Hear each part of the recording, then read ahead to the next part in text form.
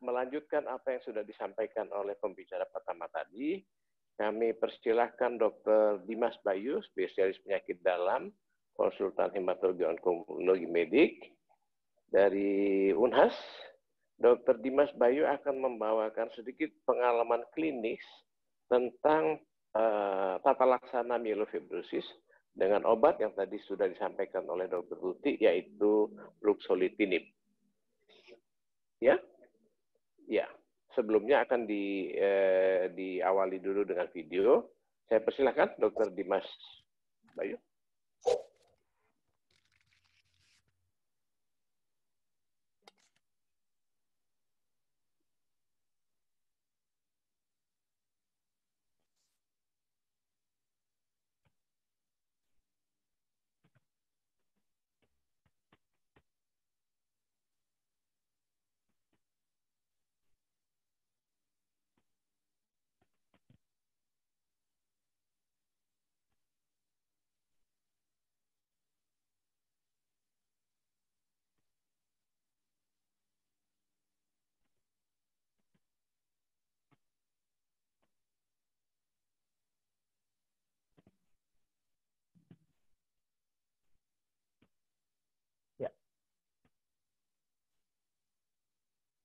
Assalamualaikum warahmatullahi wabarakatuh. Suara saya kedengaran?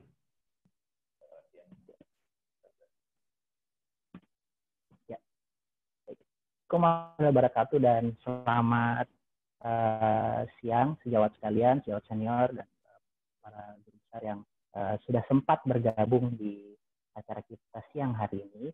Jadi hari ini saya ditugaskan oleh panitia untuk membawakan clinical experience in myelofibrosis with ruxolitinib. Jadi tadi sudah dijelaskan oleh Dr. Tuti tentang myelofibrosis. Satu yang ini tantangan juga yang kita dapatkan, mungkin bisa dibilang tantangan, bisa juga ini adalah kasus myelofibrosis tidak terlalu banyak didapatkan di klinik. Makanya sesuai dengan judul kita kali ini, is it rare atau is it undiagnosed. Ya, jadi kali ini saya membawakan satu kasus saja, mungkin karena memang cukup ini ditempatkan. Ya. Jadi kasus ini pada tahun 2018, jadi seorang laki-laki umur 62 tahun masuk ke IR dengan nyeri pada jari keempat dari keempat kaki kanan gitu. Dari anamnesis tidak ada keluhan juga, kadang terjadi pendarahan konjungtival, tapi tidak ada gejala-gejala lain yang bermakna. Kemudian dari pemeriksaan saat itu didapatkan hemoglobin 8,1, leukosit 3.700, platelet 116.000. Jadi sudah mulai pansitopenik. Nah, waktu itu working diagnosis saat itu adalah peripheral arterial disease, kemudian dari Doppler USG juga didapatkan dikonfirmasi. Kemudian pasien direncanakan untuk dilakukan amputasi, tapi pasien menolak. Dari history kita tahu bahwa pasien ini didiagnosis dengan polistemia vera pada tahun 2016. Waktu itu dilakukan flebotomi rutin, kemudian diberikan juga hidroksiurea. Namun follow up hanya sampai sekitar 1 tahun saja. Setelah itu kita kehilangan kontak. Gitu. Dan rupanya pasien waktu itu tidak melanjutkan pengobatan, entah karena dia kemudian HB-nya tidak tinggi lagi. Kita tahu orang dengan polistemia vera itu harusnya HB-nya sangat tinggi, hematokritnya tinggi sekali. Apakah dia ini?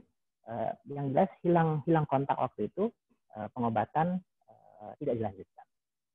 Datang kembali sudah tahun 2018 dengan masalah yang tadi disebutkan. Nah, kalau kita lihat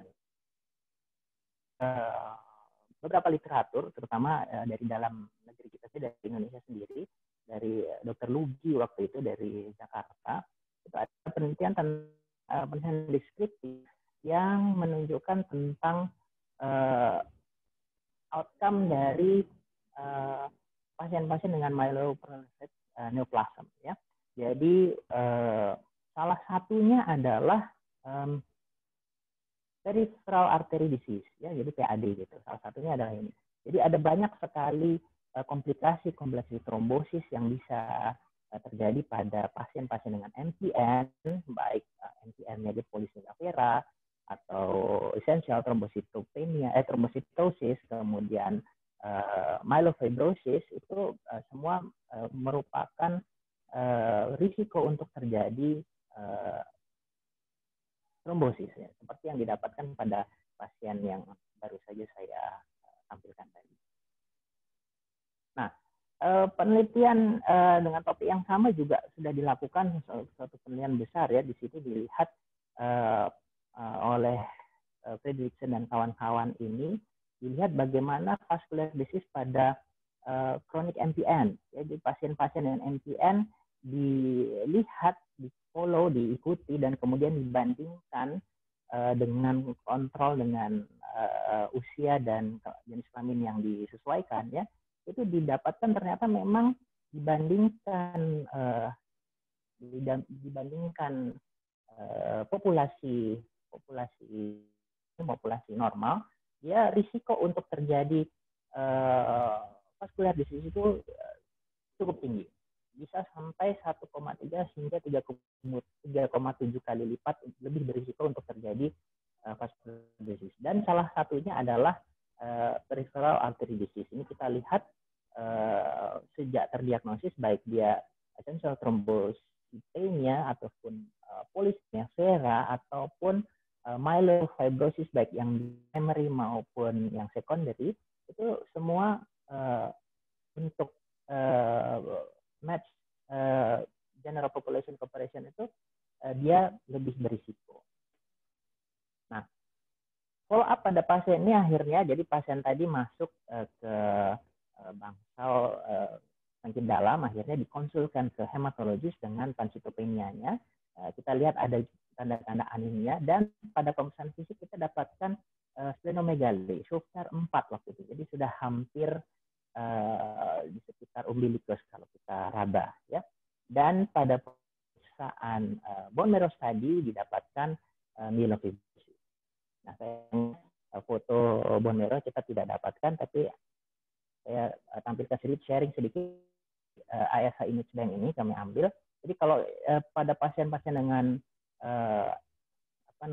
myelofibrosis, terutama untuk pada kasus yang sama ini, dia polycythemic myelofibrosis ini bisa kita lihat di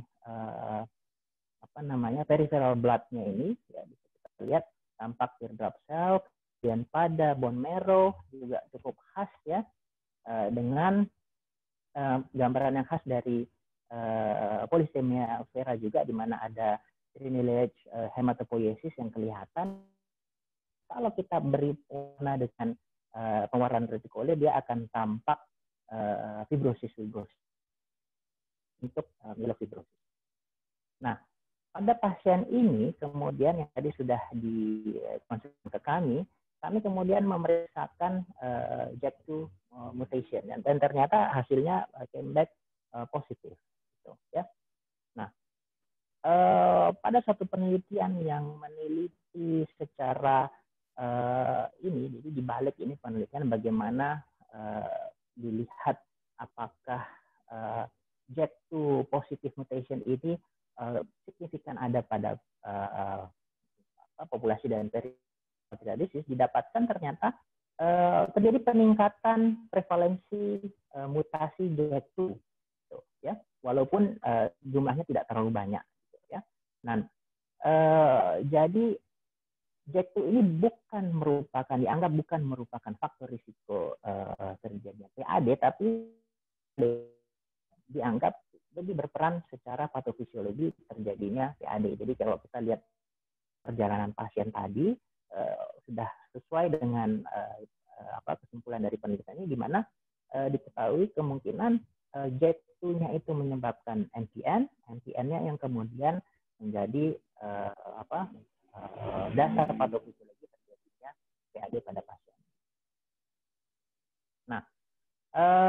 Tadi sudah disampaikan oleh Dr. Tuti mengenai laksana myelofibrosis, baik dia primary maupun secondary, itu kita lihat bagaimana risk stratification-nya dulu. Jadi kalau berdasarkan itu, pada pasien tadi dia usia kurang dari 6 belum masuk di situ. Kemudian constitutional symptoms juga sebetulnya nggak terlalu khas, ya. Dia ada anemia saja, leukosit, dia pancytopenia, kemudian belas kan, jadi sebenarnya termasuk ke low risk group. Nah, jadi melanjutkan tadi yang dari sudah Dr. Tutik sampaikan, bagaimana kita jadi baik untuk yang kita gunakan ESMO guideline maupun kita gunakan NCCN, jadi dua guideline besar yang kita pakai, satunya dari Eropa, satunya dari Amerika, semua untuk baik dia low risk maupun ESMO maupun NCCN, ya low risk kita sudah, kalau dia simptomatik dalam hal ini dia memberikan komplikasi PAD, ya, itu sudah bisa untuk kita berikan ruxolitinib pemberiannya, kita lihat, ya. Nah, begitu pula kalau kita lihat secara dari NCCN guideline, ya, untuk yang lower risk juga sudah bisa kita berikan ruxolitinib untuk mereka yang simptomatik. Nah, pada pasien ini kemudian untuk PAD-nya diberikan ciprofloxacin 100 mg 2 kali sehari, dan ruxolitinibnya dilanjutkan 10 mg dosis terbagi 2 kali sehari, ya. Gitu. Kemudian dengan setelah 3 bulan kita ikuti, ternyata terjadi improvement pada necrotic toe-nya, tidak dilakukan amputasi akhirnya, improvement juga pada splenomegaly, ya. Schuchner-nya tadi Schuchner 4 hampir sampai sudah sampai di umbilical. Sekarang sudah lebih mengecil, pasien juga sudah lebih lebih merasa nyaman, tidak lagi cepat kenyang, tidak lagi ada rasa penuh di perut, ya. Anemianya juga ada improvement. Habis saat ini saat diperiksa terakhir 10 mg per desiliter. Hanya saja didapatkan gejala ringan, yaitu peripheral neuropati. Jadi pasien mengeluhkan kram-kram, kebas-kebas tangan, dan kesemutan.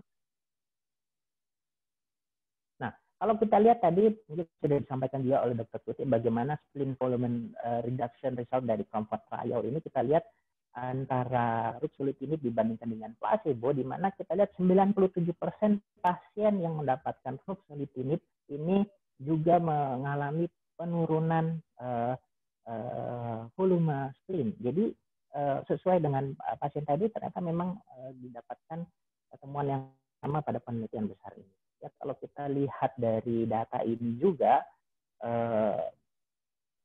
regardless dari mutation status, ya, reduction of spleen juga didapatkan 89%, ya. Kita lihat di sini, ini untuk yang JAK2 positif, ya, JAK2 V617F negatif, unknown mutation status, semuanya yang diberikan ruxolitinib ini didapatkan sebagian besar didapatkan reduction in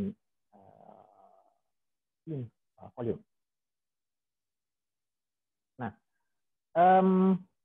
untuk pemakaian jangka panjang untuk pasien kita ini hanya didapatkan gejala seperti kita tahu, ya, untuk pemberian ruxolitinib jangka panjang itu didapatkan, yang ditakutkan adalah sitopenia, ya, pada pasien ini. Namun justru didapatkan perbaikan, dan tadinya anemia kemudian membaik, kemudian tidak didapatkan adverse event yang mengganggu sekali, hanya beberapa rasa kesemutan dan kram-kram saja pada pasien ini. Memang pasien ini baru belum lama pada saat diambil ini.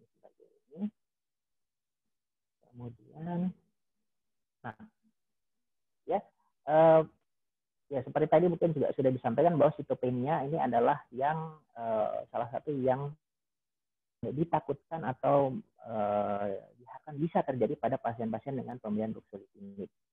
Jadi untuk pasien ini sampai saat ini masih diberikan dosis 10 mg per hari ya dengan 2 kali pemberian, dan alhamdulillah sampai saat ini tidak didapatkan sitopenia yang berarti. Jadi sebagai summary, diagnosis pasien adalah posisi myelofibrosis dengan IPSS score low risk ya, disertai vascular thrombosis, PAD. Kemudian ruxolitinib memperbaiki splenomegali, PAD outcome-nya juga lebih bagus sehingga pasien lebih bahagia, dia tidak lagi mengeluh dengan keluhan splenomegaly-nya, tidak ada keluhan abdomen, kemudian untuk PAD-nya juga membaik. Tidak ada hematologic adverse event during follow up, non-hematologic adverse event hanya berupa neuropati saja. Saya kira itu saja pengantar kasus yang saya sampaikan hari ini. Mungkin nanti mudah-mudahan ini bisa menjadi pengantar untuk diskusi kita nanti. Ya, terima kasih, moderator. Saya kembalikan.